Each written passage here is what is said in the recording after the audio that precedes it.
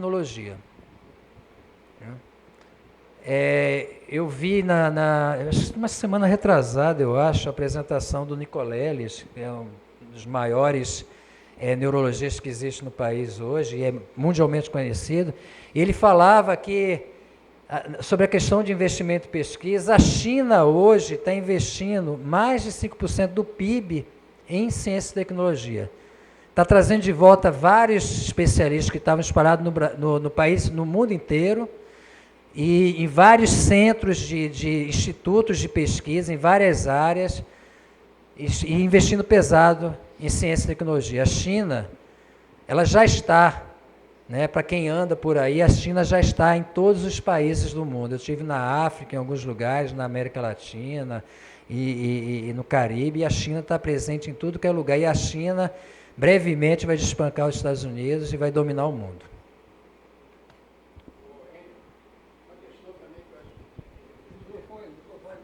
É Alfredo Mager, do Ministério da... Bom, é melhor fazer depois? Não, pergunta logo, Fred, vai. Não, uma questão para reflexão. Mas o Pedro vai fazer a palestra dele. Rapidinho. Uma questão para reflexão é o seguinte: por que se investiu na pesquisa de melhoramento da soja para a eficiência da fixação de nitrogênio e não do feijão, que é a base alimentar realmente, né? É uma questão importante para a gente refletir, porque, na verdade, a soja está sendo usada para alimentação animal. Né? Não, parte da soja é utilizada para alimentação animal. Vamos lá, a gente vai chegar. Aí depois dá o panorama todo, aí a gente vai estar... Essa colocação do Fred é bastante pertinente, né? E a gente vai conversando sobre isso. E a gente vê aqui a evolução da área plantada em relação às demais culturas no Brasil, né? A gente vê que a soja, desde o começo da década de 70, teve um aumento bastante grande, justamente pela questão do agronegócio, de exportação, e é uma das maiores fontes de divisa para o país, é a soja, é o complexo soja. Então a gente vê que teve um aumento muito grande da área plantada e da produtividade da soja. Né? Enquanto que milho, por exemplo, um aumento muito pequeno da área de produção. A cana também teve um aumento significativo, mas não tão grande como a soja. E as outras culturas, de modo geral, teve uma estabilidade em áreas plantadas e até redução. Por exemplo, arroz teve uma redução.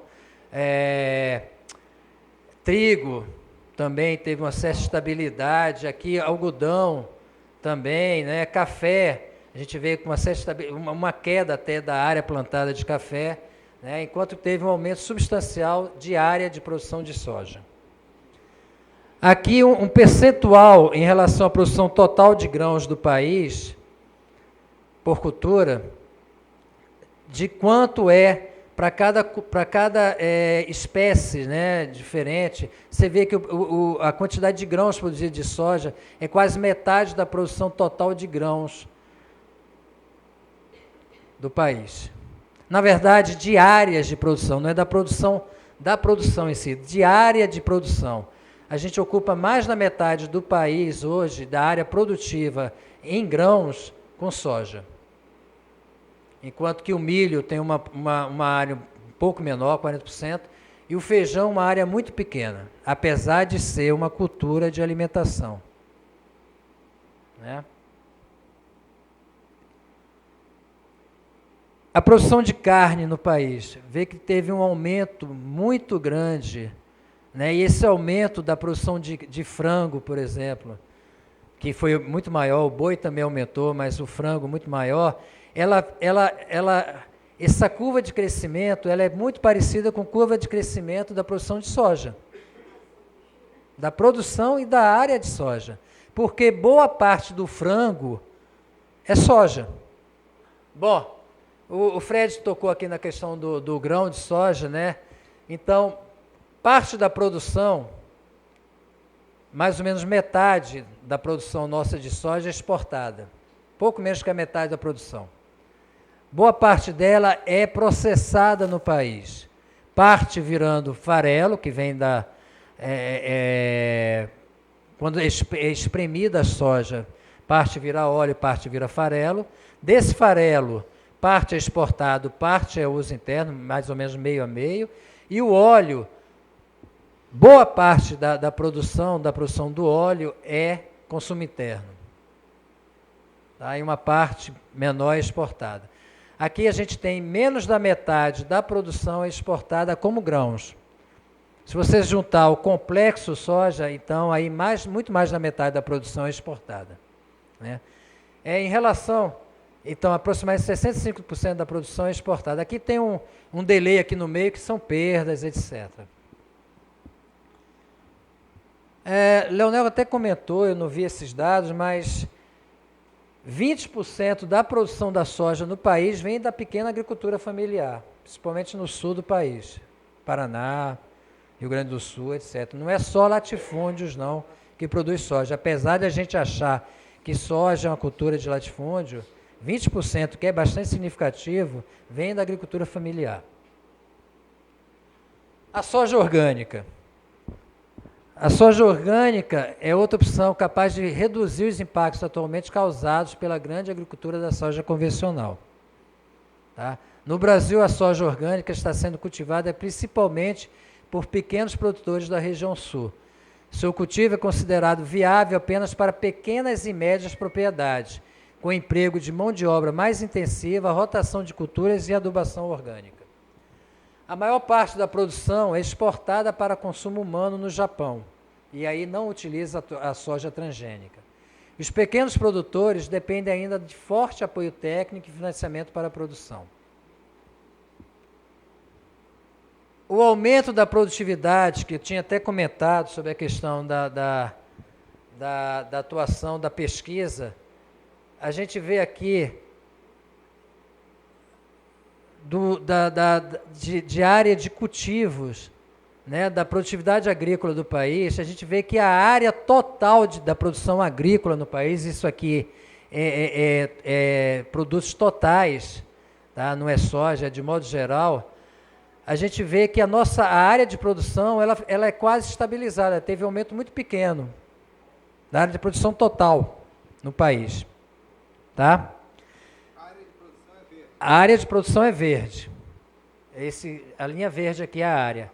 A produção, a gente vê que teve um aumento substancial devido à produtividade. Tá vendo? Olha quanto que a gente aumentou a nossa produtividade. E isso é fruto da pesquisa. Isso foi fruto da pesquisa. Isso tem muito a ver, a pesquisa com variedades e também com o aproveitamento do solo. Tá? E em áreas, e esse avanço daquelas áreas, e pouco que teve aqui de avanço da área, ele se deve principalmente em cima do cerrado, que é uma área bastante pobre, de solos muito pobres, mas com uma boa característica, e o Pedro deve falar alguma coisa sobre isso, com boas características físicas e favorecimento à mecanização. Então, boa parte da nossa produção de grãos começou a migrar para o centro-oeste. Mato Grosso do Sul, Goiás, Tocantins, e aí avançando lá, Matopiba, que é uma região que pega Maranhão, Tocantins, Piauí e Bahia. Tá? E isso, essa questão da produção, e tinha visto aquele slide inicial, que a nossa produção no país era muito pequena, na década de 60 e 70, eu tive ano passado, eu fui dar um treinamento até num pequeno país do Caribe, São Cristóvão e Neves, para técnicos de várias ilhas lá, de vários países, né, da comunidade do Caribe, e eles me questionaram bastante, porque eu começava a apresentação falando sobre a pobreza do solo do Brasil.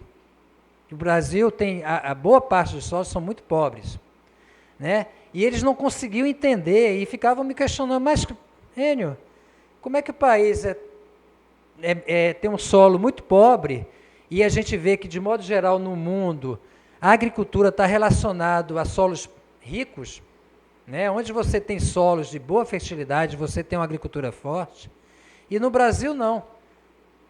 Né? E aí, Enio, mas por que o país conseguiu? Aí eu falei para eles, resultado de pesquisa. Foi pesquisa isso. A gente investiu em pesquisa, a gente conseguiu, por exemplo, viabilizar a questão do cerrado. Com pesquisa, a gente descobriu que o problema do cerrado era química, e aí com adubação, com correção de acidez, naquele solo a gente começou a ter produtividades elevadíssimas.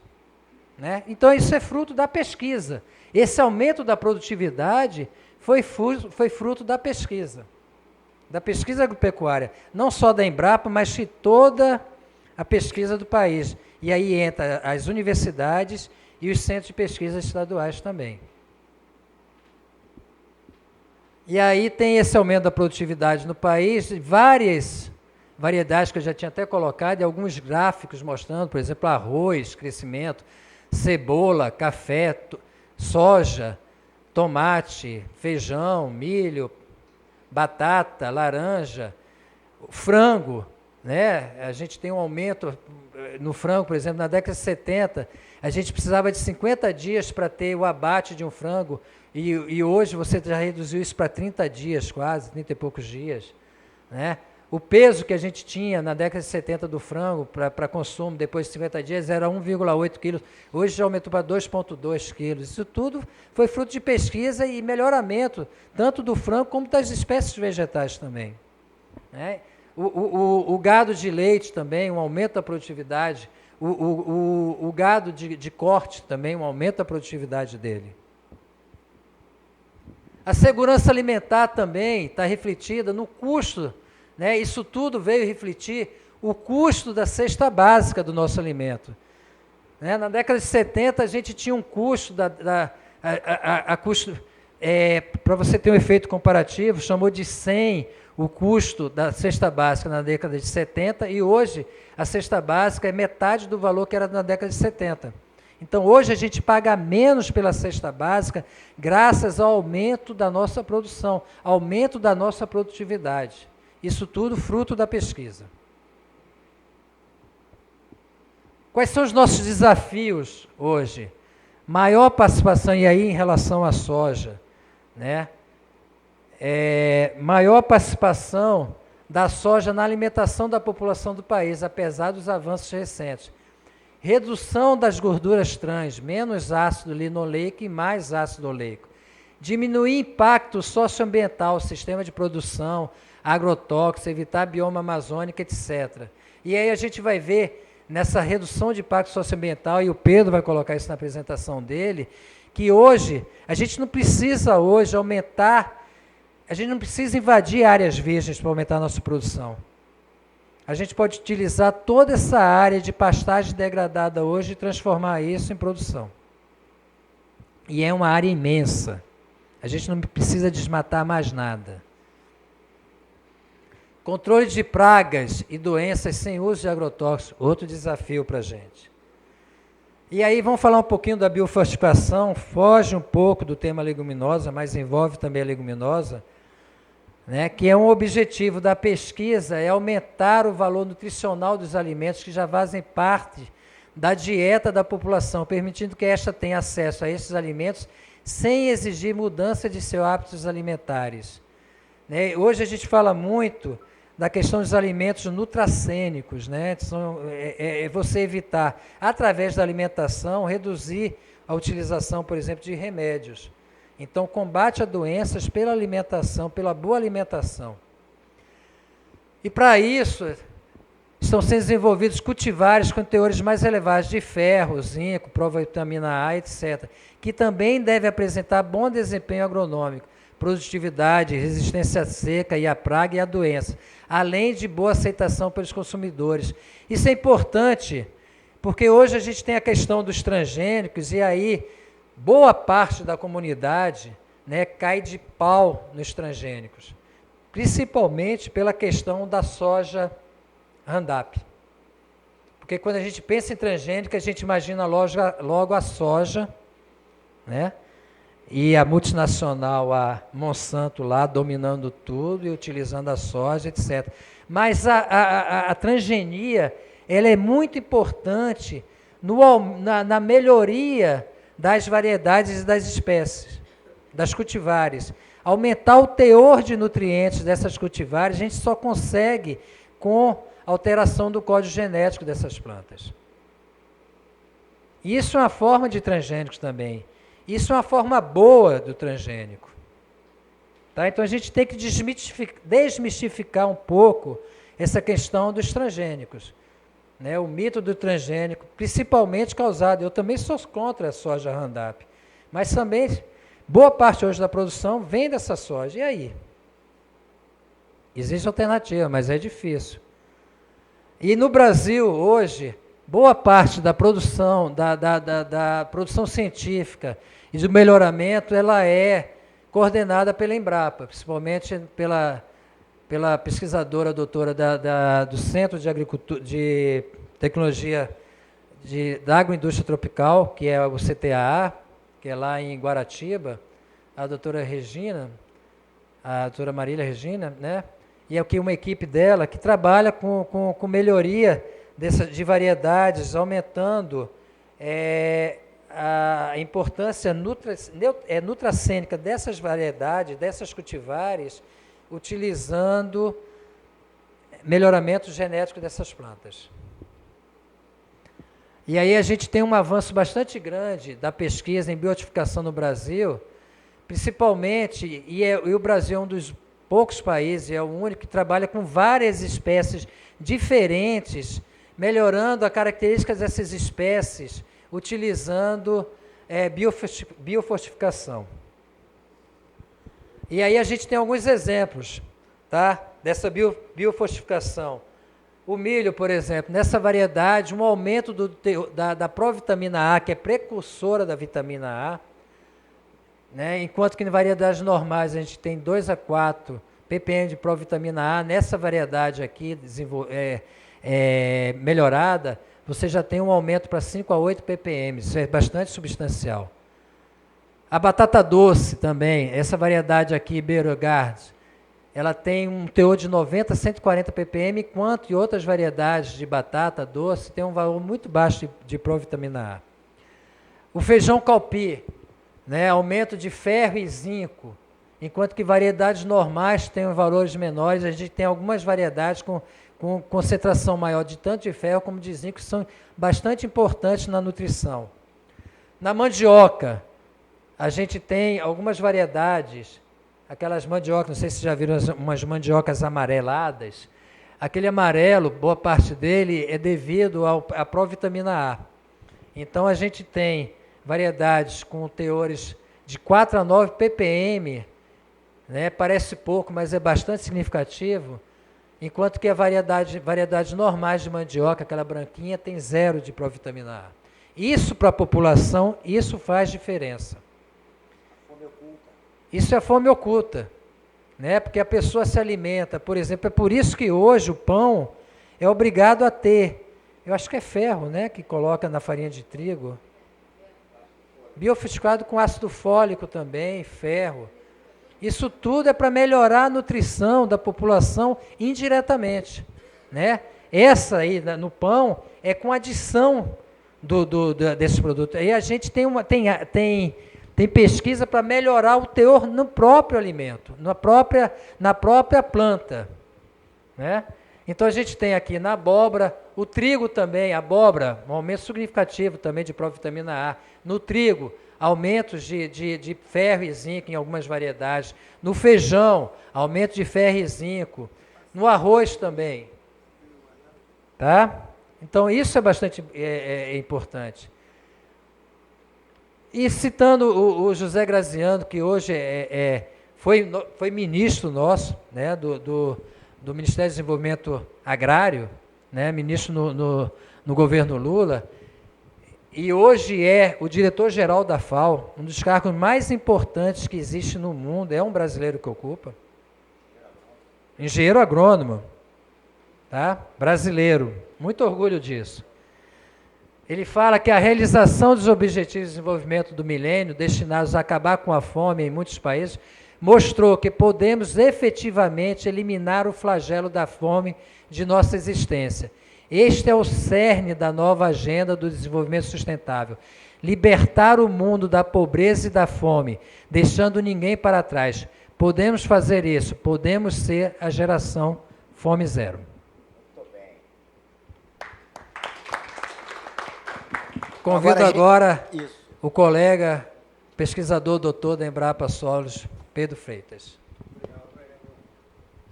Tentar manter o pique desses dois aí não vai ser muito fácil, não. Obrigado pelo convite, obrigado por ter vocês aqui. Nós vamos mudar um pouquinho de assunto, mantendo o assunto das leguminosas.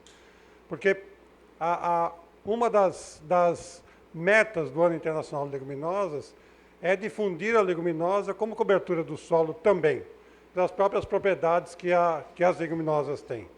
Não, principalmente as herbáceas, né? Porque leguminosa, o pau-brasil é uma leguminosa também, existem várias árvores leguminosas, sempre com crescimento muito rápido, crescimento muito vigoroso, e essa é a propriedade que a gente procura nas espécies, inclusive nas herbáceas, para matar a fome da população. Acho que esse é o foco que a FAO resolveu dar nesse assunto.